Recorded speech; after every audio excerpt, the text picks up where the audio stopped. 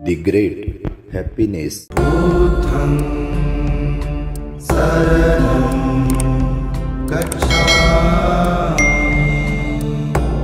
सुखो बुद्धानं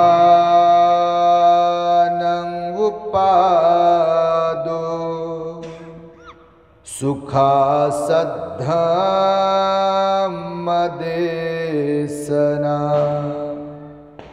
सुखा संघस्य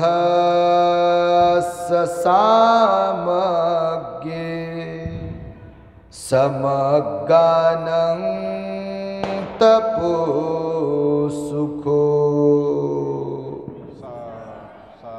संपूर्ण विश्वाला ज्यांनी सुख शांती मानवता तथा दुःख मुक्तीचा आर्य संदेश दिला, असे ते दुःख मुक्तीचे मार्गदाता दुःख मुक्त महामानव महान कारुणिक तथागत भगवान सम्यक संबुद्ध तथागतांनी आपल्या शुद्ध प्रज्ञेतून निर्मिलेला सद्धम्म आणि त्याच सद्धम्माचा गेली 2500 वर्षांपासून सातत्याने अहोरात्र प्रचार आणि प्रसार करणारा पूजनीय भिक्खू संघ या महान आणि सर्वश्रेष्ठ अशा त्रिरत्नांना प्रथमतः त्रिवार अभिवादन करतो। महान आणि असीम त्याग प्रभावामुळे आपल्याला जो हा अनमोल असा बुद्ध धम्म लाभला आणि ज्यांच्यामुळे आपल्याला हे एवढे मोठे वैभव प्राप्त झाले, असे महान युग प्रवर्तक भारतीय राज्यघटनेचे शिल्पकार परमपूज्य बोधिसत्व डॉक्टर बाबासाहेब आंबेडकर या महामानवाच्या महान अशा धम्मक्रांतीमध्ये संपूर्ण जीवनाला समर्पित करून आज या नागांच्या नागभूमीमध्ये धम्मदीप तेजोमय बहुउद्देशीय संस्था, महिला क्रांतिज्योती विचार मंच, जय भीम ब्रिगेड यांच्या संयुक्त विद्यमाने बिल्डिंग नंबर B56च्या आवारात प्रधानमंत्री आवास योजना तरोडी खुर्द नागपूर या ठिकाणी महिला मंडळाच्या वतीने वर्षावास पर्वामध्ये वाचन करण्यात आलेल्या बोधिसत्व डॉक्टर बाबासाहेब आंबेडकर लिखित बुद्ध आणि त्यांचा धम्मग्रंथ वाचनाच्या समारोहाप्रसंगी या धम्ममंचावरती उपस्थित असलेले ज्यांनी आताच आपणास सुंदर अशी धम्मदेशना देऊन उपकृत केले आहे, असे प्युरिटी ऑफ माइंड या यूट्यूब चॅनलचे संचालक पूजनीय भिक्खू धम्मबोधीजी थेरो, त्याचबरोबर थोड्याच वेळापूर्वी ज्यांनी छोटीशी मात्र अत्यंत महत्त्वपूर्ण अशी धम्मदेशना दिली, असे या परिसरामध्ये धम्माचं कार्य करणारे आमचे धम्मबंधू पूजनीय भिक्खू अभय नायकजी थेरो, तद्वतच ज्यांनी प्रारंभी आपणास धम्मदेशना देऊन उपकृत केले असे सर्च रिसर्च या यूट्यूब चॅनलचे संचालक पूजनीय भिक्खू यण धम्मानंदजी थेरो, संपूर्ण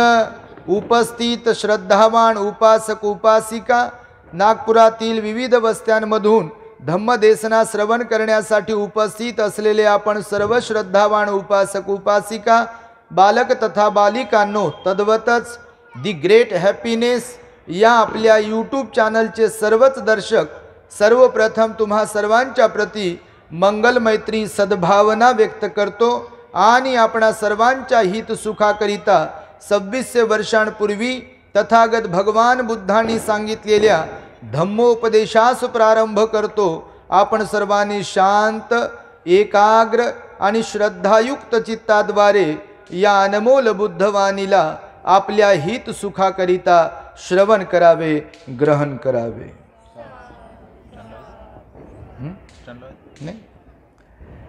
बऱ्याच वेळापासून आपण इथे धम्मदेशना ऐकत आहात।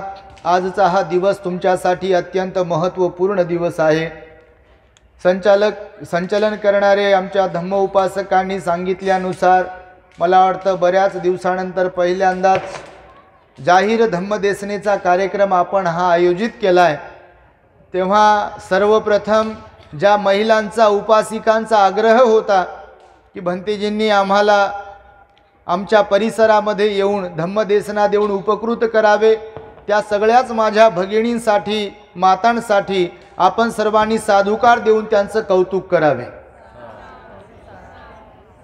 ज्यांनी आपलं स्वतःचं घर वर्षावासाच्या कालावधीमध्ये ग्रंथ वाचनासाठी, अर्थातच बाबासाहेबांना अभिप्रेत असलेलं परिवर्तन घडवून आणण्यासाठी विहार म्हणून दान केलं 3 महिन्यांसाठी, अशा मला वाटतं आम्रपालीताई मेश्राम यांच्यासाठी सुद्धा साधुकार द्यावा आपण सर्वांनी आणि त्यांचंही कौतुक करावे।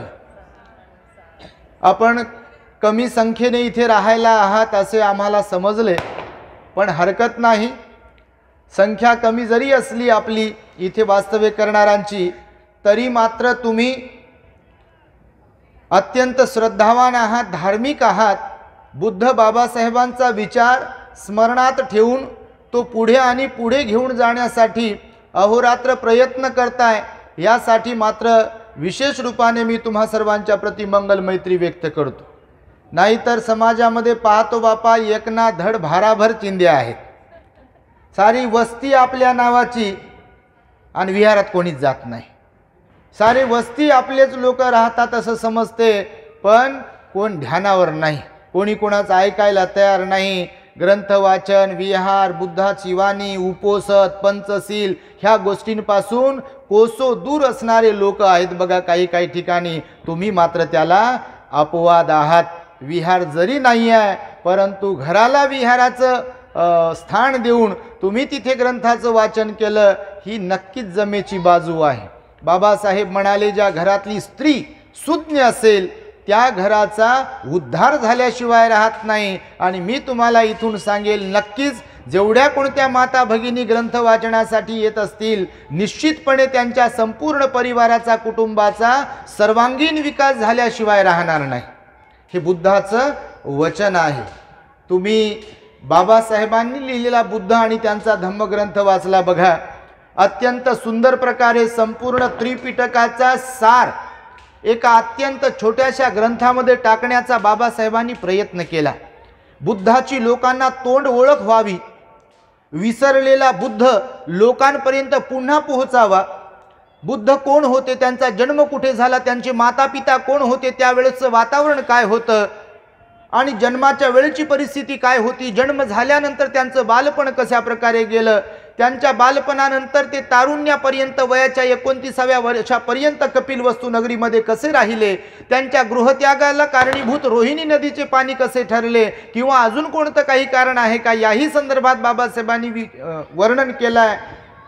गृहत्यागानंतर मग ते बिंबिसाराच्या राजगिरीवरून पुढे उरुवेलाच्या जंगलामध्ये गेले। उरुवेलाच्या जंगलामध्ये गेलेले असताना तिथे 5 श्रावक त्यांच्या सोबत वास्तव्य करत होते, त्यांची शुश्रूषा करत होते। त्यांच्या समवेत त्यांनी 6 वर्ष खडतर तपश्चर्या केली आणि 6 वर्षाच्या खडतर तपश्चर्येच्या दरम्यान विविध व्रत वैकल्य जे आज आपल्याला आपल्या आजूबाजूला वेगवेगळ्या धर्मपरंपरेमध्ये पाहावयास मिळतात, त्या सगळ्यांचा त्यांनी एक अनुभव घेऊन पाहिला। परंतु अन्नाचा त्याग केल्यामुळे किंवा उन्हामध्ये थांबल्यामुळे, वस्त्रांचा त्याग केल्यामुळे, कंपाळाला भंडारा लावल्यामुळे, नख वाढविल्यामुळे, अनवाणी पायाने राहिल्यामुळे किंवा जे जे म्हणून धर्माच्या नावावरती केलं जाते, ह्या सगळ्याचा केल्याचा अनुभव घेऊन सुद्धा जर मला दुःखाचं कारण सापडत नाही आहे किंवा संबोधी प्राप्त होत नाही आहे, ती मी कुठेतरी मार्ग चुकतोय असा त्यांच्या मनामध्ये विचार आला। आणि तेव्हा मग जे अन्नाचा त्याग केला होता, त्यांनी विचार केला की माझं शरीर आता कृश झालाय, शरीरामध्ये त्राण उरलेला नाही आहे आणि मी असाच अन्न त्याग करत राहिलो तर थोड्या दिवसानंतर मी मृत्युमुखी पडेल, म्हणून अन्नाची आवश्यकता आहे। जर शरीरामध्ये त्राण असेल, ऊर्जा असेल, तरच माणसाचं मन काम करू शकते आणि म्हणून मी अन्न ग्रहण केलं पाहिजे। आणि त्यासाठी म्हणून ते त्या ठिकाणावरून उठले आणि उठल्यानंतर मग तुम्हा सर्वांना माहिती आहे, तुम्ही वाचला तो ग्रंथ, मुद्दा म्हणून मी ही उजळणी करतोय की जे आले नाही किंवा पुन्हा सुद्धा ऐकायला मिळावं त्यासाठी। आणि तिथे मग सुजाताने दिलेली खीर त्यांनी ती ग्रहण केली। त्याचंही एक चांगलं वर्णन केले बाबासाहेबांनी की सुजाताची दासी तिथे पोहोचते आणि तिला वाटते की वटवृक्ष देवताच इथे बसले आहे, कारण हाडाचा सापळा झालेले बोधिसत्व त्या ठिकाणी बसलेले असतात। त्यांना पाहून ती सुवर्ण पात्रामध्ये सुजाताकडून खीर दिल्या जाते आणि सुजाता म्हणते, हे वटवृक्ष देवता, म्हणजे देवता समजते। त्यावर सिद्धार्थ गौतम म्हणतात की मी देवता वगैरे नाही आहे, मी संबोधीच्या शोधामध्ये आहे, दुःखमुक्तीच्या मार्गामध्ये आहे, मी बुद्ध होणार आहे आणि त्यासाठी म्हणून हे व्रत वैकल्य तपश्चर्या करतो आहे. जेव्हा त्या सुजाताला समजलं तेव्हा सुजाता त्यांच्याकडून वचन घेते आणि ती खीर ग्रहण केल्यानंतर निरंजना नदी पार करून पैलतीरी जातात. एका बोधिवृक्षाला शोधतात, जो की बोधिवृक्ष निरंजना नदीच्या थोड्याशा अंतरावरती असतो. तिथे पद्मासनामध्ये अशा प्रकारे पूर्वाभिमुख होऊन बसतात. शरीर ताठ ठेवतात, सरळ ठेवतात, आपल्या नैसर्गिक श्वासाकडे संपूर्ण लक्ष केंद्रित करून आनापानसती करतात, मनाला एकाग्र करतात आणि मनाला एकाग्र करून झाल्यानंतर विपස්සना करतात. विशिष्ट प्रकारे आपल्या शरीराला पाहतात आतून बाहेरून.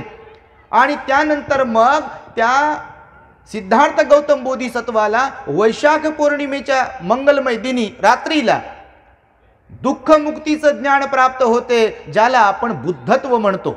आणि बुद्धत्व म्हणजे एका एका प्रहारामध्ये स्टेप बाय स्टेप 4 आर्य सत्याचं दान, आर्य ज्ञान, आर्य अष्टांगिक मार्गाचं दान, सप्तबोध्यांग असतील, 37 बोधिपाक्षीय धर्म असतील, अशा प्रकारे एकूणच त्यांना बुद्धत्वाची प्राप्ती झाली. आणि तेव्हा मग ते बोधिसत्व सिद्धार्थ गौतमापासून तथागत सम्यक संबुद्ध ठरले. तथागत सम्यक संबुद्ध झाल्यानंतर अर्थातच बोधी प्राप्त झाल्यानंतर लगेचच उठले लोकांना उपदेश केला असंही नाही घडलं. बोधी प्राप्त झाल्यानंतर, बुद्ध झाल्यानंतर 5-7 आठवडे ते तिथेच थांबले. एक आठवडा वेगवेगळ्या ठिकाणी आपले बोधिवृक्षाकडे पाहत राहिले, वेगळ्या वृक्षाखाली बसले. तिथे पुन्हा म्हणजे प्राप्त झालेल्या ज्ञानाचं त्यांनी चिंतन केलं. यामध्ये काही कमी आहे का, यामध्ये काही जास्त आहे का, सर्वांना समजेल का, किंवा कशा प्रकारे समजेल तर समजेल, नाही समजणार का, या आलटून पलटून त्याचा विचार केला. आणि पुन्हा त्यांच्या मनात असा एक विचार निर्माण झाला की हे फार वजनदार आहे, हे ज्ञान गहन आहे, हे सर्वसामान्यांना समजणार नाही, म्हणून मी सांगू नको का. आणि असा विचार आल्यानंतर मग मनाचा तो त्यांचा भाव होता. आणि त्यानंतर मात्र त्यांना वाटले की या जगात काहीतरी लोक असतील की या माझ्या ज्ञानाला समजून घेऊ शकतील. आणि मग बुद्ध गयेवरून बरोबर थेट सारनाथला गेले. पात्र लोकांचा शोध घेतला, कोणालाही नाही सांगितलं. हे मुद्दा म्हणून मी छोट्या छोट्या गोष्टी सांगतोय तुम्हाला. पात्र लोक शोधले त्यांनी. तुम्ही विचार करा, बुद्ध गयेपासून सारनाथ पर्यंत कोणीच भेटलं नसेल का? भेटलं असेल की नाही? बरेच लोक भेटले असतील, पण पात्र लोक शोधले त्यांनी. आपल्या दिव्य दृष्टीने पाहिलं की आलार कालमाला हे समजू शकेल मला जे ज्ञान प्राप्त झालं. पण आलार कालमाला जेव्हा त्यांनी दिव्य दृष्टीने पाहिलं तेव्हा ते गेलेले होते. उद्दक रामपुत्ताला आपल्या दिव्य दृष्टीने पाहिलं त्यांनी की ते आहेत का, कारण मला प्राप्त झालेलं ज्ञान ते समजू शकतील, तेही निर्वर्तले होते, तेही मृत्युमुखी पडले होते. त्यानंतर ज्यांनी 5-6 वर्ष आपल्या खडतर तपश्चर्येच्या दरम्यान आपली सेवा शुश्रूषा केली होती ते आहेत का पाहिलं. आणि त्यांना समजलं भगवंताला आपल्या की सारनाथ येथील ऋषीपतन मृगदायवनामध्ये ते 5ही परिव्राजक मला सोडून गेले होते मी जेव्हा खीरदान घेतली, अन्न ग्रहण करायला प्रारंभ केला होता म्हणून. आणि ते माझ्या ज्ञानाला समजून घेऊ शकतील, त्यांच्यात तशी पात्रता आहे, ते विश्वास ठेवतील, म्हणून बरोबर थेट बुद्धगयेपासून सारनाथला गेले. तिथे पोहोचले. सुरुवातीला त्या 5ही लोकांनी विचार केला होता की मार्गभ्रष्ट झालेले सिद्धार्थ गौतम जरी आपल्याकडे कधी आले तर आपण पाय धुवायला त्यांना पाणी द्यायचं नाही, बसायला पाट द्यायचं नाही, त्यांचं भिक्षापात्र घ्यायचं नाही, त्यांचं चिवर सांभाळायचं नाही, त्यांना काही विचारायचं नाही. पण जसे जसे बुद्ध जवळ येत होते तसे तसे त्या बुद्धत्वाचा प्रभाव त्यांच्यावरती पडत गेला. ऑटोमॅटिकली ते 5ही लोक उठून उभे राहिले, त्यांचे हात जोडले गेले आणि त्यांनी पाय धुवायला पाणी दिलं सन्मानपूर्वक, पाय धुतले, भिक्षापात्र घेतलं, त्यांचं चिवर घेतलं, बसायला पाट टाकला, त्यांना वंदन केलं. आणि हे सगळं काही बुद्धत्वाच्या प्रभावाने घडलं. त्यानंतर मग त्यांच्याशी वार्तालाप झाला भगवान बुद्धांचा. आणि भगवान बुद्धांनी त्यांना सांगितलं की बघा, तुम्ही गेल्याच्या पश्चात मला बुद्धत्व प्राप्त झालाय आणि मला बुद्धत्व प्राप्त झालाय म्हणून माझा जो मार्ग आहे तो मध्यम मार्ग आहे. बुद्धाचा मार्ग कोणता आहे? मध्यम मार्ग आहे. या जगामध्ये आत्यंतिक अशी 2 टोके आहेत असे बुद्ध म्हणाले. आता हे मी एवढ्या फास्ट जे बोलतोय ते मुद्दा म्हणत बोलतोय, कारण वेळ पुढे पुढे जातोय, माईक शेवटी माझ्याकडे आलेला आहे आणि तुम्ही पण बऱ्याच वेळेची प्रतीक्षा करत असाल म्हणून मी जरा हे फास्ट बोललो आहे. तसंही फास्ट बोलण्याची सवय आहे आपल्याला, म्हणजे जास्तीत जास्त ज्ञान कमी वेळेमध्ये सांगता येईल यासाठी म्हणून मी हे बोलतो आहे. तर बघा, बुद्ध एवढे श्रेष्ठ होते, सम्यक संबुद्ध होते, पण त्यांच्याच देशामध्ये आज अनेकांना बुद्धाचा विसर पडलेला आहे. बरोबर आहे. तर भगवान बुद्ध म्हणाले बघा की जीवनाची आत्यंतिक अशी दोन टोके आहेत. एक सुखोपभोगाचं एक टोक आहे आणि दुसरं आत्मक्लेशाचं आहे. एक मानसिक अवस्था म्हणते की खा प्या मजा करा, हम कल मरने वाले हैं. आता हे बघा, हे जे चाललंय की नाही, ये वही लोग है कि जिनको लगता है कि हम तो कल मरने वाले हैं, अरे एंजॉय करो. बरेच लोक म्हणतात अरे लाईफ एंजॉय करो. बिलकुल असा एक विचार आहे बघा. दुसरा विचार आहे आत्मक्लेशाचा, की सर्व प्रकारच्या वासनांपासून आपण अलिप्त राहिलो पाहिजे. वासना म्हणजे कोणती, तर आसक्ती, लालसा, ज्याला म्हणतो ना इच्छा, त्याच्यापासून आपण दूर राहिलो पाहिजे, त्या नष्ट केल्या पाहिजे, जेणेकरून भवचक्रातून आपली मुक्ती होईल, जन्म मृत्यूपासून आपली सुटका होईल. म्हणून दोन प्रकारच्या मानसिकता सदोदित या जगतामध्ये चालत राहतात बघा. काही लोक असतात धार्मिक, व्रत, वैकल्य, शील, सदाचार, संयम याच्यावरती विश्वास असणारे, आणि काही लोकांचा बिलकुल याच्यावरती विश्वास नसतो, असेही काही लोक आहेत बघा. आणि इतर समाजातच आहेत असा काही विषय नाही. बापा आपल्यात लय आहेत असे बिलकुल विश्वास नाही. म्हणते मला बाबासाहेबांनी सांगितलं, म्हणते शिका संघटित वाण संघर्ष करा. आणि ढेकळाचं ज्ञान नसते बघा स्वतःला, आणि भलतच याला पटते तसाच बाबासाहेब घेतला. याने धार्मिक बाबासाहेब घेतला नाही, यानं राजकीय बाबासाहेब घेतला फक्त. काही लोक आहेत समाजामध्ये असे बघा, भलतच काहीतरी म्हणतात, या बाबासाहेबांना हेच सांगायचं होतं, म्हणतात बाबासाहेब बुद्ध जो शिकवला ते गेला कुठं, विहारात येणार नाही, तिकडं झेंडा घेऊन फिरते, निवडून यायचं म्हणजे शासन करती जमात. बापा बन शासन करती जमात, पण इकडचं काय, धार्मिकता ही जी असते ती वैयक्तिक जीवनाच्यासाठी सुद्धा सुखदायक आहे आणि सार्वजनिक जीवनामध्ये सुद्धा सुखदायक आहे, परिवारासाठी सुद्धा सुखदायक आहे. जर माता पिता किंवा कोणी जर घरातली लोक धार्मिक असतील तर संयम, धार्मिकता म्हणजे संयमशीलता बुद्धांनी सांगितलं. म्हणून आत्यंतिक असे दोन टोकाचे मार्ग सांगितले जातात. आणि भगवान बुद्ध म्हणाले ना व्रत वैकल्याचा माझा मार्ग आहे, ना खा प्या मजा करा असा मानणारा सांगणारा माझा मार्ग आहे. माझा मार्ग तो मध्यम मार्ग आहे. बुद्धाच्या मार्गाला काय म्हणतात, मध्यम मार्ग. टोकाची भूमिका शिकवली नाही भगवंताने. भूक लागली आहे ना तर भगवान म्हणाले पोटाला लागेल तेवढं जेवण केलं पाहिजे, बिलकुल उपाशी राहायचं नाहीये. फार जास्तही खायचं नाही आणि उपाशी राहायचं नाही. ह्या दोन्ही गोष्टी जर घडल्या आपल्याकडून तर आपण वर जाऊ शकतो. कारण आपणच बनवलंय जेवण, लय सुंदर आणि लय चवदार आहे म्हणून खाऊ दे मलाच, खाऊ दे मलाच, खाऊ दे मलाच. एका भाकरीत पोट भरते, 10 भाकरी खाल्या. समजा खात नाही कोणी, पण समजा खाल्लं, तांब्याभर पाण्यात तहान भागते आणि काऊन, माझाच तर हंडा आहे, माझंच तर पाणी आहे, आणि कोणत्या फिल्टरचं आहे, कोणत्या जारचं आहे, कोणत्या प्युरिफायचं आहे म्हणून समजा हंडाभर पाणी पिलं एकदाच, तर वाचेल का माणूस, मरून जाते. तर भगवंताने सांगितले दोन्ही मार्ग सोडून द्यायला, आणि मध्यम मार्ग म्हणजे गरज जेवढी आहे, आवश्यकता जेवढी आहे तेवढ्या प्रकारच्या सगळ्या गोष्टींचा उपभोग घ्या म्हणाले भगवान. अतिरेक टाळायला सांगितला. काय टाळायला सांगितला, अतिरेक. कोणताच अतिरेक बरा नाही, कोणताच अतिरेक तुम्ही कोणताही घ्या, अतिरेक बरा नाही. समजा आता आम्ही फिरतो ना, आमच्याकडून फिरण्याचा अतिरेक होतोय जास्त, तर त्याचा जो साईड इफेक्ट असतो तो आम्हाला भोगायला लागतोय, पण सांगू शकत नाही कोणाला सांगावं तर काय सांगावं.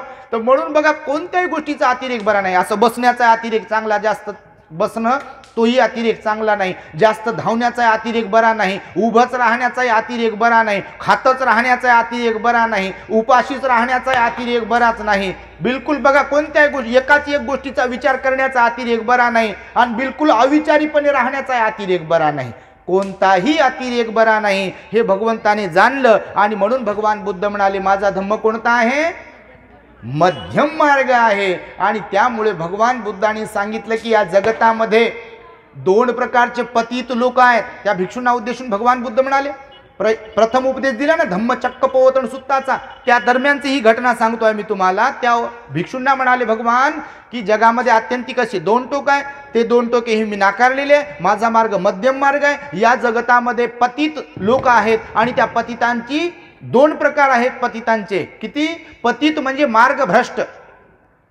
पतित म्हणजे कोण, मार्गभ्रष्ट झालेले लोक, बिलकुल. तर भगवान म्हणाले 2 प्रकारचे पतित आहेत, परंतु त्या 2 प्रकारातून एक प्रकार असा आहे की एकाला माहीत नाहीये की आपण मार्गभ्रष्ट झालो. आता यांना माहीत नाही आपण मार्गभ्रष्ट झालो, बस मेंढरांसारखं जीवन आहे म्हणाले भगवान बुद्ध एका पतीत लोकांचं. कशासारखं आहे? मेंढरांसारखं. कसं मेंढरांसारखं? तर मेंढरांचा काय गुणधर्म असतो? समोरची मेंढी मान खाली घालून चालली तर पाठीमागचे विचार करत नाहीत. हा चला चला, शेतात जा, रोडवर जा, ट्रक खाली जा का विहिरीत पडा, पुढचे चालले तर मागेचे अनुकरण करतात. तर मेंढरांच्या मानसिकतेचे काही लोक असतात बघा, विचार करत नाहीत, आपल्या सत्सद विवेक बुद्धीचा विचार करत नाहीत आणि त्यांना काही ज्ञान नसते किंवा ते चिकित्सक नसतात. बस लोग कर रहे तो हम भी कर रहे हैं. अभी कुछ दिन पहले हमने प्रवचन दिया था, आपने सुना होगा एक विषय पर. अभी जाहिर तौर पे तो हम बात नहीं कर सकते, लेकिन एक तुम्हाला उदाहरण म्हणून सांगेल की त्यातही काही लोकांनी कृत्या काढल्या बघा. नहीं नहीं, ही तो अपने में ही है, वो अपने में. मी म्हटलं करत बसा बापा, पण जो इतिहास आहे, जे सत्य बात आहे, वो तो मैं कहूंगा. और सांगितले आपण जे काही सत्य आहे ते, याचा काही संबंध नाही तुमच्या माहितीसाठी. हा पतिताचा पहिला प्रकार आहे पतित लोकांचा, की जे बुद्धीचा सारासार वापर करत नाहीत. बस लोक करतात म्हणून लोक करतात, लोक चाललेत म्हणून लोक चाललेत. लोकांनी सांगितले, कोणीतरी सांगितलं, यानं सांगितले, पंजीनं सांगितले, पंजोबानं सांगितलंय, आजीनं सांगितलंय, आजोबा करत होते ना आजी करत होती, करत बसा मग तुम्ही, ती वाहत जा. भगवान म्हणाले काही लोक कचऱ्या समान वाहत जाणारे असतात आणि काही लोक गवतासारखे जाग्यावरच राहतात. पूर जरी त्याच्यावरून गेला तरी ते आपल्या विचाराने भक्कम असतात, मजबूत असतात, सुज्ञ असतात, विवेक बुद्धीवाले असतात आणि ते म्हणून या नको त्या गोष्टीमध्ये रमत नाहीत. म्हणून पतिताचा पहिला प्रकार जो आहे मार्गभ्रष्ट झालेल्यांचा, की त्यांना माहीतच नसते की आपण मार्गभ्रष्ट झालो, असा एक प्रकार मनुष्याचा आहे. दुसरा जो मनुष्याचा प्रकार सांगितला भगवंताने त्या परिव्राजकांना, तर भगवान म्हणाले दुसरे पतित लोक असे आहेत की त्यांना माहीत असते की आपण मार्गभ्रष्ट झालो आहे. पण ज्यांना समजते, माहीत असते की मार्गभ्रष्ट झालो आहे, तर भगवान बुद्ध म्हणाले शक्यता असते त्यांच्यात सुधारणा करून घेण्याची. आणि आपले लोक असेच होते, मार्गभ्रष्ट झाले होते, पण बाबासाहेबांच्या माध्यमातून बुद्ध मिळाला आणि लक्षात आला की गड्या आपणही मार्गभ्रष्ट झालो होतो, पण बाबासाहेबांनी बुद्ध दिला काय आपल्याला, तर आपण बदललो पाहिजे. आणि म्हणून आज लोकांमध्ये बदल होतो आहे. ज्यांच्यामध्ये बदल होतो आहे, आपल्याच लोकांची गोष्ट नाही, इतरही लोकांची, ते दुसऱ्या प्रकारचे पतित आहेत की त्यांना लक्षात येते की आपण मार्गभ्रष्ट झालो आणि आपण परिवर्तनाच्या मार्गामध्ये आलो पाहिजे, परिवर्तन घडून आणलं पाहिजे स्वतःमध्ये आणि इतरांमध्ये सुद्धा. तर परिवर्तनाच्या वाटेमध्ये जे असतात ते दुसऱ्या प्रकारचे पतित असतात. तर भगवंताने सांगितलं की बघा, ज्याला कुणाला समजतंय ना मी काय सांगतोय, बापा भुका नाही लागल्या ना, हां व्हेरी गुड. तर ही आधाशासारखं बोलतो आम्ही मुद्दाम, जिथे नवीन ठिकाणी जातो आम्हाला वाटते बा लोकांना काही प्रबोधन झालं पाहिजे, जागृती झालं पाहिजे म्हणून. कारण भिक्खूंची संख्या फार कमी आहे, प्रॉपर प्रबोधन करणाऱ्यांची फार संख्या कमी आहे आपल्याकडे, आणि त्यामुळे हे आधाशासारखं बोलतो बघा. लोक आधाशासारखं जेवण करतात, आम्ही आधाशासारखा बाबासाहेब बुद्धला सांगतो लोकांना. आणि त्यामुळे भगवंताने त्यांना नंतर सांगितलं की बघा, ज्यांना कुणाला चांगला मनुष्य बनायचा आहे या जगतामध्ये, बघा भगवंताचा धम्म सार्वजनिक आहे, बौद्धांपुरता नाही आहे. ज्यांना बाबासाहेबांनी बुद्धाचा धम्म दिला त्यांच्यापुरताच मर्यादित नाही आहे. बुद्धाचा धम्म सार्वजनिक आहे, जीवन जगण्याचा मार्ग आहे तो. आणि त्यामुळे भगवान बुद्धांनी पुढे सांगितलं त्यांना की बघा, ज्याला कुणाला चांगला मनुष्य बनण्याची इच्छा असेल तर त्याने आपल्या जीवनामध्ये काही तत्व नियम म्हणून पाळले पाहिजे. बघा तुम्ही लक्षात घ्या, बुद्धांनी कसं शिकवलं, विशुद्धी मार्ग शिकवला त्यांना. काय शिकवलं? धम्मचक्र प्रवर्तन सूत्र शिकवण्याच्या अगोदर त्या परिव्राजकांना काय शिकवलं भगवंताने? विशुद्धी मग्ग, म्हणजे विशुद्धी मार्ग, विशेष प्रकारचा शुद्ध असलेला मार्ग, जीवन शुद्ध कसं बनवावं विशेष प्रकारे. तर भगवान म्हणाले की ज्याला कुणाला चांगला मनुष्य बनण्याची इच्छा आहे त्याने काही तत्व नियम म्हणून पाळली पाहिजे. ते तत्व कोणते सांगितले भगवंताने? मग त्यांना 5 तत्व सांगितले. बघा, ज्याला चांगला बनायचा आहे, ते कोणत्याही जाती धर्माचा असो, तो कोणत्याही परंपरेला मानणारा असो, ज्याला वाटते की मी चांगलं बनलो पाहिजे, तर भगवंताने सांगितलं की 5 तत्व पाळणारे असले पाहिजे माणसं. कोणते 5 तत्व सांगितले? पहिलं तत्व सांगितलं की हिंसेपासून अलिप्त असणे. पानातिपाता वेरमणी सिक्खापदं समादियामी, हे तत्व सांगितलं पहिलं. हिंसेपासून अलिप्त राहायचं आहे. तर हिंसेपासून अलिप्त राहायचं फक्त एवढंच नाही शिकवलं, तर बघा भगवंतानी काय काय शिकवलं तुम्हाला मी सांगतो. 5 तत्व सांगितले. ज्याला कुणाला चांगलं बनायचं त्यानं कोणते तत्व पाळावेत? स्वतः हिंसा करायची नाही, हिंसा करणाऱ्यांचं समर्थन करायचं नाही आणि हिंसा करण्यासाठी कुणाला परावृत्त करायचं नाही. समजतं ना तुम्हाला? पानातिपाता म्हणजे काय तर तुम्हाला थोडक्यात अर्थ सांगतोय मी की स्वतः हिंसा न करणे, हिंसा करणाऱ्यांचं समर्थन न करणे आणि हिंसा करण्यासाठी कुणालाही प्रवृत्त न करणे. दुसरं तत्व सांगितलं भगवंताने, अदिन्ना दाना वेरमणी सिक्खापदं समादियामी. स्वतः चोरी करायची नाही, चोरी करणाऱ्यांचं समर्थन करायचं नाही आणि चोरी करण्यासाठी कुणाला प्रवृत्त करायचं नाही आहे. समजते? तिसरं तत्व सांगितलं भगवंतानं, कामे सुमिच्छाचार वेरमणी सिक्खापदं समादियामी. स्वतः व्याभिचार करायचा नाही, व्याभिचार करणाऱ्यांचं समर्थन करायचं नाही आणि व्याभिचार करण्यासाठी कुणाला प्रवृत्त करायचं नाही. हे तिसरं तत्व सांगितलं. चौथं तत्व सांगितलं भगवंताने, मुसावादा वेरमणी सिक्खापदं समादियामी. स्वतः खोटं बोलायचं नाही, खोटं बोलणाऱ्यांचं समर्थन करायचं नाही आणि खोटं बोलण्यासाठी कुणाला प्रवृत्त करायचं नाही. समजते ना? 5वं तत्व सांगितलं भगवंताने, सुरा मेरय मज्जपमाद ठाना वेरमणी सिक्खापदं समादियामी. स्वतः मादक द्रव्य किंवा पदार्थांचं सेवन करायचं नाही. जे कोणी मादक द्रव्य पदार्थ सेवन करत असतील त्यांचं समर्थन करायचं नाही आणि कुणालाही मादक द्रव्य किंवा पदार्थ सेवन करण्यासाठी प्रवृत्त करायचं नाही आहे. हे 5 तत्व भगवंताने शिकवले. आता हे झाले नकारात्मक की हे करायचं नाही, ते करायचं नाही, हे करायचं नाही, ते करायचं नाही. बरोबर आहे?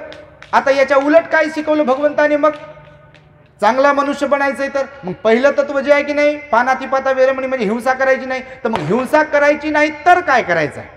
तर भगवंताने सांगितलं की आपल्या समान सर्वांना समजून, सर्वांना, सगळे जीव जंतू प्राणी मात्र मनुष्य आपल्या समान समजा आणि सगळ्यांवर मैत्री करा. मग मैत्री स्वतः करायची, मैत्री इतर कोणी करत असेल त्यांचं समर्थन करायचं आणि मैत्री करण्यासाठी इतरांना प्रवृत्त करायचं. समजते ना? दुसरं जे तत्व सांगितलं, अदिन्नादाना म्हणजे चोरी करायची नाही. तर चोरी करायची नाही तर करायचं काय, करायचं काय हे शिकवलं आपल्या भगवंताने आणि काय नाही करायचंय हे शिकवलं. आता नाही करायचं काय ते मी तुम्हाला सांगितलं थोडक्यामध्ये. आता करायचं काय ते शिकवत आहे. तर अदिन्नादाना सांगितलं म्हणजे चोरी करायची नाही. तर मग दान करायला शिकवलं भगवंताने. तर स्वतः दान करायचं, दान करणाऱ्यांचं समर्थन करायचं. तुम्ही जसं साधू साधू म्हणता की नाही, कोणतरी दान दिलं तर तुम्हाला काय सांगितलं जाते?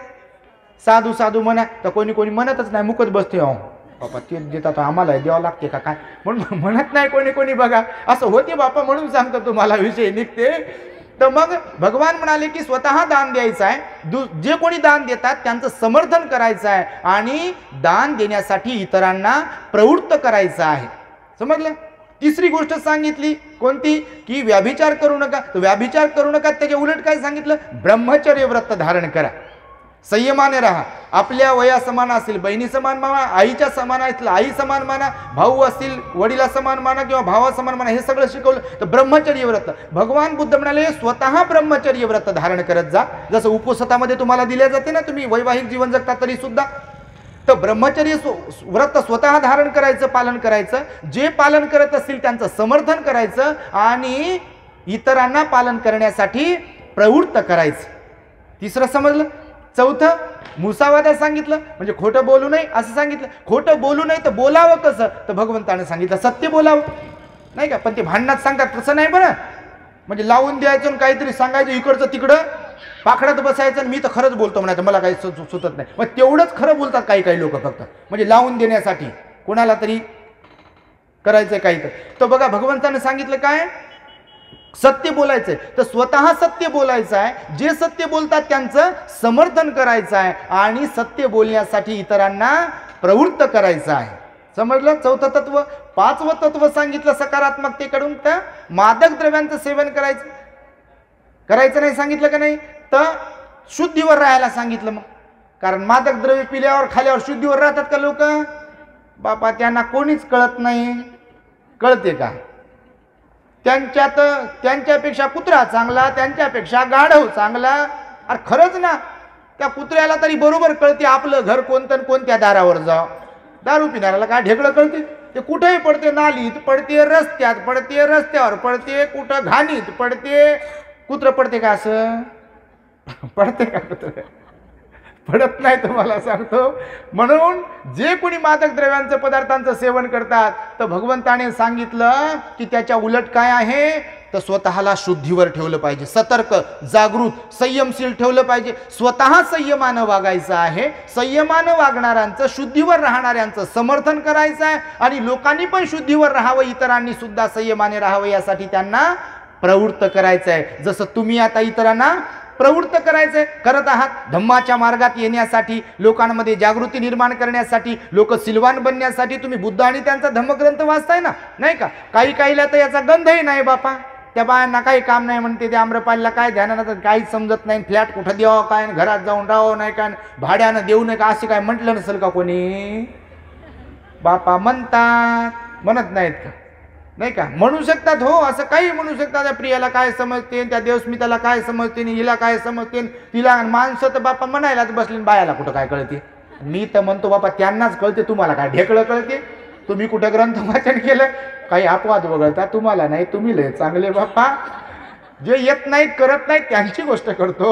आहे का नाही गणित असं? आणि त्यामुळे समाजामध्ये त्या काळच्या आताच्याही अशा प्रकारे परिवर्तन व्हावं. आणि म्हणून भगवान बुद्धांनी त्यांना सांगितलं, तिथे शिकवलं की ज्याला कुणाला चांगला मनुष्य बनायचा आहे त्या व्यक्तीने काही तत्व, नियम म्हणून आपल्या जीवनामध्ये पाळले पाहिजे. म्हणून प्रत्येक कार्यक्रमात तुम्हाला पंचशील दिल्या जाते अगोदर, नाही का? संयमशील बनण्यासाठी, शुद्धीवर आणण्यासाठी. आणि त्यामुळे बाबासाहेबांनी बघा महत् प्रयासाने बुद्धाचा धम्म हा आपल्याला दिलेला आहे. आणि बुद्ध हे सार्वजनिक आहेत, बुद्ध सर्वांचे आहेत, बुद्ध महान आहेत. त्या काळामध्ये भगवंताला ब्राह्मण, क्षत्रिय, वैश्य, शूद्र या चारही वर्णातल्या लोकांनी स्वीकारलं. आजही घडीला तुम्ही जर पाहाल तर भारतात जरी बुद्धाचा जन्म झाला, महापरिनिर्वाण झालं, त्यांना ज्ञान प्राप्त झालं, पहिलं प्रवचन भारतात जरी दिलं त्यांनी, सर्वात जास्त काळ भारतात जरी त्यांनी घालवला, तरी सुद्धा आज जर तुम्ही पाहाल जगामध्ये बुद्धाचा धम्म मोठ्या जलद गतीने प्रसारित होत असतो. बघा, थायलंड असेल, Sri Lanka, Laos, Cambodia, Vietnam, China, Japan अशा राष्ट्रांमध्ये बुद्धाचा धम्म आहे. कारण बुद्धांनी लोकांना शांतीचा संदेश दिला. आता बंतीजींनी उपदेश करताना सांगितलं बघा, भगवान बुद्ध म्हणाले जगामध्ये कलह आहे सर्वत्र. कुटुंबात पाहाल तुम्ही किंवा सामाजिक जीवनामध्ये पाहाल, देशात पाहाल, शहरात पाहाल, गल्लीत पाहाल, नगरात पाहाल, कुठेही पाहाल तर लोकांमध्ये कलह आहे. एकमेकांचे वैरी बनलेले लोक आहेत, एकमेकांना लोक सहन होत नाहीत. बघा आता हे जे तुम्ही केलंय ते इतरांना वाटते हे यांचंच आहे. आता मला सांगा, हे कोणाचं एकट्याचं आहे का? हे बुद्धाचा उपदेश सार्वजनिक आहे का नाही? बुद्धाने सर्वांची गोष्ट केली, बुद्धाने सर्वांच्या प्रती करुणा केली, सर्वांचा विचार केला. कारण बुद्धाच्या धम्माचा हेतू काय माहिती का तुम्हाला? बुद्धाच्या धम्माचा हेतू काय आहे? बुद्धाच्या शिकवणुकीचा हेतू काय आहे? बुद्धाच्या उपदेशाचा हेतू काय? असं जर तुम्हाला कोणी विचारेल तर बाबासाहेबांनी लिहिलं बुद्ध आणि त्यांचा धम्मग्रंथामध्ये की माणसाने माणसाशी माणुसकीने वागणे हा बुद्धाच्या धम्माचा केंद्रबिंदू आहे. माणूस आणि माणसाशी माणसासारखे असलेले नाते हा बुद्धाच्या धम्माचा केंद्रबिंदू आहे.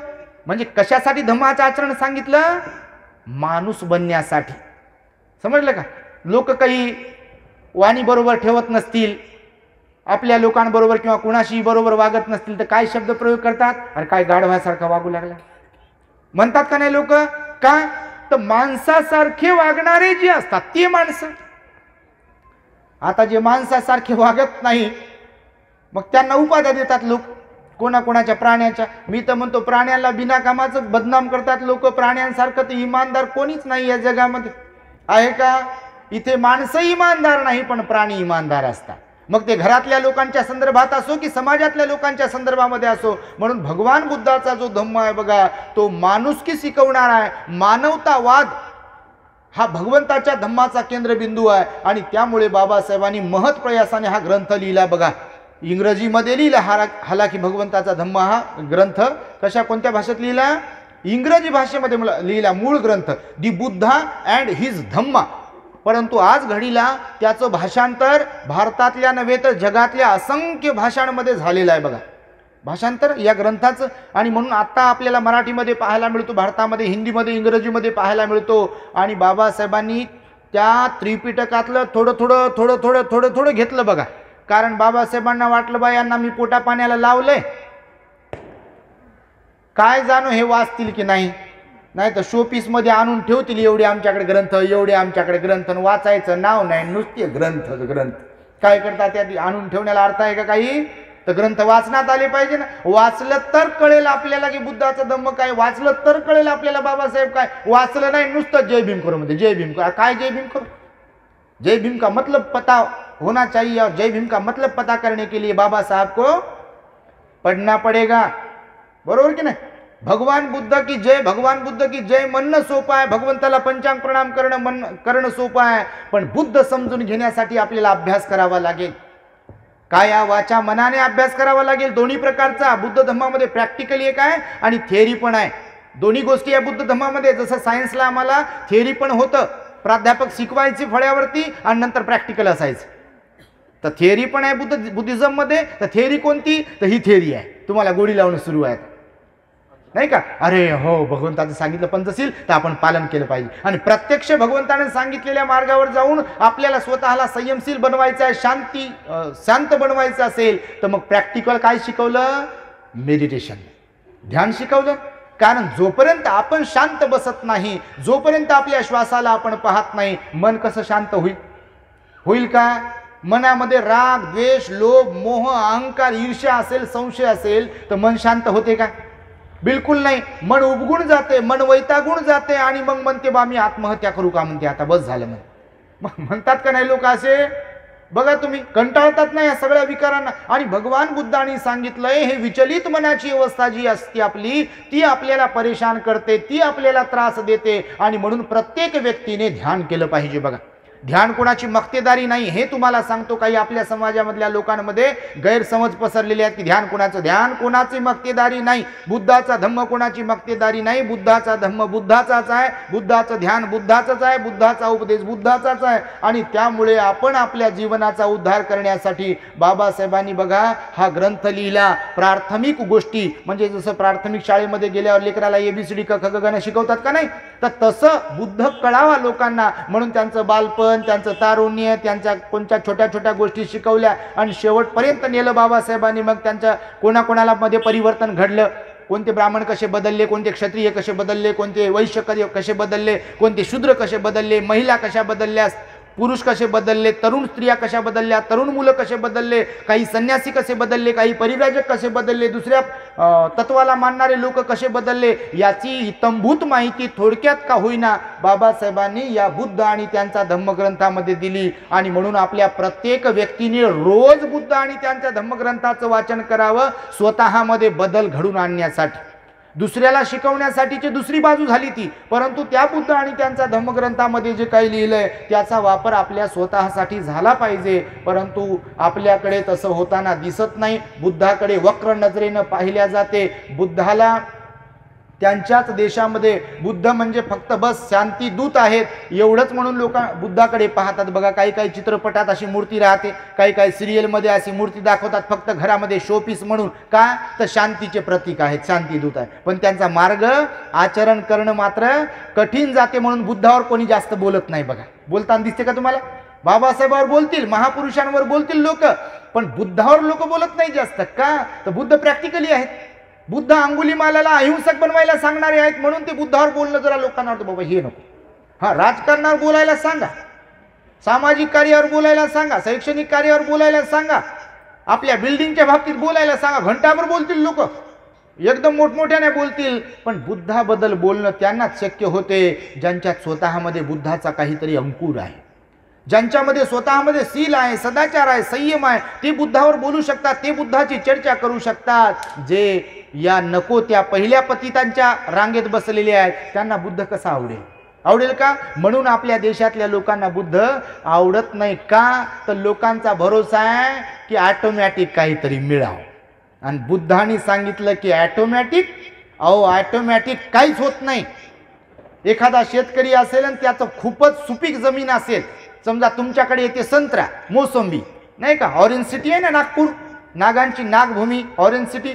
समजा एखादा शेतकरी आहे, कोणत्याही जातीचा धर्माचा संप्रदायाचा असो, फार सुंदर शेती आहे त्याची, त्याच्यामध्ये चांगल्या संत्र्या मोसंबी येऊ शकते, पण ते कोणाची तरी भक्ती करते. समजा आपण टीका टिप्पणी करत नाही, पण प्रॅक्टिकली तुम्हाला सांगतो की बुद्धाने कसं काय शिकवलं आहे. जर शेती खूपच चांगली आहे, विहीर पण आहे, विहिरीला पाणी पण आहे, आणि तो श्रीमंत आहे, खत घेऊ शकतो, रोपटा आणू शकतो, लावू शकतो, सगळं करू शकतो, पण समजा त्याला वाटते की ऑटोमॅटिकली हे घडावं सगळंच, त्यानंच ऑटोमॅटिकली रोपटं आणावं, त्यानंच लावावं, त्यानंच खत घालावं, त्यानंच पाणी घालावं, आणि त्यानंच संत्रे तोडून द्यावं, आणि त्यानंच मार्केटमध्ये न्यावं, आणि त्यानंच पैसे घेऊन माझ्या खिशात आणून द्यावं, आणि मी घरीच खात बसावं, तुपाचा दिवा जाळू जाळू, तुपाचा दिवा जाळू जाळू. होते काय असं? ऑटोमॅटिकली होईल का? काही टीका करत नाही आपण, पण होते काय? तुम्ही आता इथे बसला, अशी कोणती आहे का शक्ती की तुम्हाला ऑटोमॅटिक खुर्ची सह उचलून तुमच्या घरात घेऊन जाईल? आम्हाला नेलं बापा 4थ्या माळ्यावर, आम्हाला वाटलं बा खालीच कुठेतरी असेल. एक माळा संपला, दुसरा, तिसरा, चौथा, भंतीजी म्हणे अजून किती राहिले. तर असं एक एक माळा करत 4थ्या माळ्यावर नेलं. त्या फ्लॅटमध्ये ताईच्या जिथं तुम्ही ग्रंथ वाचला तिथे. आणि अशा प्रकारे बघा, ॲटोमॅटिकली या जीवनामध्ये काही होत नाही असं भगवंताचं वचन आहे. बुद्ध म्हणाले, कर्मसिद्धांत शिकवला भगवंताने. काया वाचा मनाने जे म्हणून काही कर्म करत असतो त्याचा परिणाम स्वरूप आपल्याला सुख आणि दुःख भेटत असते. म्हणून इथे कोणीही व्यक्ती कोणत्याही जाती धर्माची असो, सदा सर्व काळ ना दुःखी आहे ना सदा सर्व काळ सुखी आहे. सगळ्या लोकांच्या चेहऱ्यावर स्माईलच आहे का 24 आवर? बापा तेवढ्या पुरतं राहते. सोयरिकीमध्ये, लग्नामध्ये, हा या या, जय भीम, नमस्कार, या, आणि थोडा वेळ पाहिलं की असं डोळे फोडलेत असे, नाकय वाचलंय असं, आणि एकदम जणू काय साऱ्या दुनियेचं दुःख, टेन्शन आपल्या डोक्यावर आणून ठेवलंय, असा आपला बारीक चेहरा असते का नाही लोकांचा? आणि म्हणून भगवंताने सांगितलं बघा, कर्माचा विपाक आहे. म्हणून कुणाच्या वाट्याला सुख जास्त किंवा कुणाच्या वाट्याला सुख कमी आहे, कुणाच्या वाट्याला दुःख जास्त, कुणाच्या वाट्याला दुःख कमी आहे. एका घरात एकाच मायबापाचे लेकरं जरी असतील तर स्वभाव मात्र प्रत्येकाचा कर्मविपाकाने वेगवेगळा आहे. म्हणून कर्मसिद्धांत शिकवला भगवंताने. आणि शेतीचं उदाहरण दिलं भगवंताने त्यासाठी. मोसंबी जशी इकडंच जास्त येते, दुसरीकडे येऊ शकत नाही. जसं आंबा कोकणात येते, हापूस आंबा दुसरीकडे जास्त येऊ शकत नाही. किंवा ज्या भागात जे कोणतं येते, ऊस असेल, केळी असेल, काय असेल, तर ते त्याच भागात जास्त येते, कारण वातावरणाचा परिणाम असतो. कर्म सिद्धांत तसाच शिकवला भगवंताने. आणि म्हणून भगवान बुद्धाच्या धम्मामध्ये कर्माला महत्व आहे, नशिबाला, दैवाला, ईश्वरवादाला महत्व दिलं नाही. कारण भगवान बुद्ध म्हणाले की तुम्ही जे कराल ते तुम्हाला प्राप्त होत राहील. म्हणजे जैसे ज्याचे कर्म तैसे फळ त्याला मिळत राहील. ती ऑटोमॅटिकली नाही, कर्म कोणीतरी करेल आणि फळ कोणीतरी देईल. कसं देईल? आईला भूक लागली आणि पोरगा म्हणते मी जेवण करतो आई तुझ्या नावचं, ते म्हणणं सोपं आहे. किंवा पोराला भूक लागली, बाळाला भूक लागली आणि आई म्हणते बाळा तूच खान माझं पोट भरते, ते म्हणण्यासाठीची गोष्ट झाली. भरते का? खरंच भरते का? ते म्हणण्यासाठीची गोष्ट झाली, भरत नाही ना खरोखर. ज्याला भूक लागली त्यानंच जेवावं लागते. आणि त्यामुळे भगवंतानं सांगितलं की जे कोणी कोणतं कर्म करेल त्याला त्याचा परिणाम भोगावा लागेल. असा बुद्धाचा थोडक्यात धम्म आहे. बघा वेळ कमी असल्यामुळं अशी एकदम स्पीड वाढवलेली आहे आमची. तर शेवटी छोटासा दृष्टांत सांगतो तुम्हाला. सांगू? हां, बोधकथा सांगतो आणि थांबवतो. पूजनीय भंतेजी पण इथे बसले बघा. आमच्याकडे शेवटी माईक आला त्याच्यामुळे बरं वाटत नाही आता बसवणं, पण आता काय करावं. तुम्ही बोलवलं, पहिल्यांदा आलो तुमच्याकडे तर बोलतो. तर बघा, 1-2 प्रवासी होते, जंगलातून चालले होते. वैशाखचा महिना होता, उन्हाळ्याचा महिना होता, आणि ऊन असते उन्हाळ्यामध्ये, मे महिन्यामध्ये ऊन असते प्रखर. आणि उन्हातून चालले होते आणि ते दुपार झाली आणि त्यांना वाटलं की कुठेतरी आपण विश्रांती घेतली पाहिजे. तर मग झाड शोधत होते. आणि उन्हाळ्यामध्ये झाड भेटणं मोठं मुश्किल असते, घनदाट सावली असणारं झाड भेटणं मुश्किल असते ना. मग चालत चालत चालत त्यांना एक झाड दिसलं बा, एकदम घनदाट सावली असलेलं, दाट सावली असलेलं. आणि त्या झाडाखाली ते गेले. आणि गेले तर मग उन्हाळ्याचे दिवस होते आणि बसले. थोडा वेळ बसल्या बसल्या लागली डुलकी आणि पडले. उन्हाळ्यात झोपतात बघा झाडाखाली लोक, सावली थंडगार सावली असते ना. आणि मग लागली झोप. दोघे होते, मित्र होते, आणि झोपले. मग सायंकाळ होत आली आणि उठले. सूर्य मावळायला आला आणि उठले, आणि उठल्यावर मग दोघांनी चर्चा केली. वर पाहिलं तर त्या झाडाचे पानं मोठे मोठे होते, खोडं मोठमोठे होते. दोघांनी विचार केला आणि एक जण म्हणे की काय झाड आहे म्हणे, एवढं मोठं झाड आहे पण ना याला फूल आहे ना फळ आहे म्हणे, काय कामाचं झाड आहे.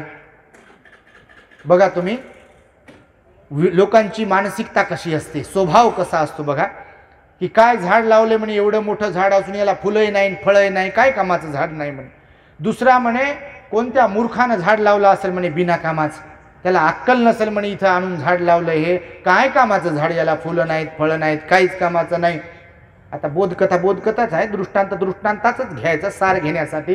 तर ते झाड ऐकत होतं दोघांच्या गोष्टी, दृष्टांत आहे बरं, नाही तर झाड ऐकत होतं आणि बोलत होतं असं नाही. त्यातून काय घ्यायचं ते घ्यायचं, बोधकथा म्हणजे बोध घेण्यासाठी. तर ते झाड म्हणे अरे मूर्खांनो, एवढा वेळ झाला, तुम्हाला ऊन लागत होतं, त्या उन्हाचा त्रास होत होता, इथे आला थंडगार सावली घेतली, तुम्हाला माझ्या सावलीमुळं झोप लागली नाही का, एवढा आनंद तुम्हाला मिळाला, माझ्यामुळे तुम्हाला आनंद मिळाला, आणि तुम्ही आता निघून जाताय. तर जाता जाता माझे आभार मानायचे सोडून, कृतज्ञता व्यक्त करायची सोडून तुम्ही कृतज्ञ बनलात.